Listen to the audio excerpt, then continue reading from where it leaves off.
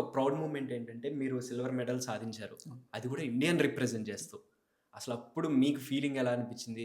కొంచెం అంటే చాలామందికేంటంటే ఒక మెడల్ సాధించిన తర్వాత మనకి ఇంకా ఇటువంటి ఛాన్సెస్ ఇంకా ఇంకా వస్తాయి అవును.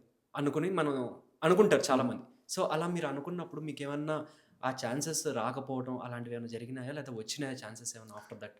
ఛాన్సెస్ వచ్చినాయి గానీ ఈ రికగ్నైజేషన్ ఒకటి, హ్మ్. ప్లస్ స్పాన్సర్‌షిప్ ఒకటి. హ్మ్. దానివల్ల ఇప్పుడు ఏషియన్ ఛాంపియన్‌షిప్స్ హ్మ్. దాంట్లో కిక్ బాక్సింగ్ ఉంది. హ్మ్. వరల్డ్ ఛాంపియన్‌షిప్‌లో కిక్ బాక్సింగ్ ఉంది. సో, అక్కడెళ్లి పార్టిసిపేట్ చేయలేకపోతున్నాం ఇంకా. ఓకే. ఎందుకంటే మినిమమ్ ఫినాన్షియల్ అనేది మనం ఓన్ పాకెట్ నుంచి ఒక 2,00,000 దాకా స్పెండ్ అవుతది. ఒకవేళ ఏషియన్ ఛాంపియన్‌షిప్‌కెళ్ళిన వాళ్ళు హ్మ్. మినిమమ్. హ్మ్. హ్మ్. సో, అది పోనీ ఏదైనా అడ్జస్ట్ చేసుకొని ఎళ్లి పార్టిసిపేట్ చేసినా రిటర్న్ వచ్చినాక బ్యాక్ హోమ్‌లో మన గవర్నమెంట్ నుంచి సపోర్ట్ లేదు. సో, అది మనం ఎంత చేసినా ఎఫర్ట్స్ అనేది హ్మ్.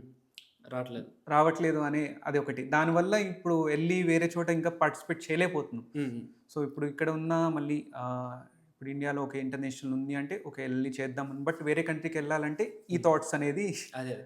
అంటే ఇప్పుడు కిక్ బాక్సింగ్‌లోనే చాలామంది పెద్దవాళ్ళుంటారు. అవును. అంటే మీ హెడ్ అవ్వచ్చు, లేదా అవును. మీ కోచెస్ అవ్వచ్చు. సో, వీళ్ళంతా ఒక మాట అనుకుని లేదా సీఎం వరకు రీచ్ అయ్యి, వాళ్ళకి చెప్పి ఇలా పలానా కిక్ బాక్సింగ్ అనేది ఒకటుంది. సో, దాన్ని మనం డెవలప్ చేద్దాం ఇంకా. అట్లా ఏమన్నా డిస్కషన్స్ ఏమన్నా జరిగినాయా? అంటే ఇప్పుడు ఈ కిక్ బాక్సింగ్ అనేది ఇండియా ఫెడరేషన్ అనేది ఉంది.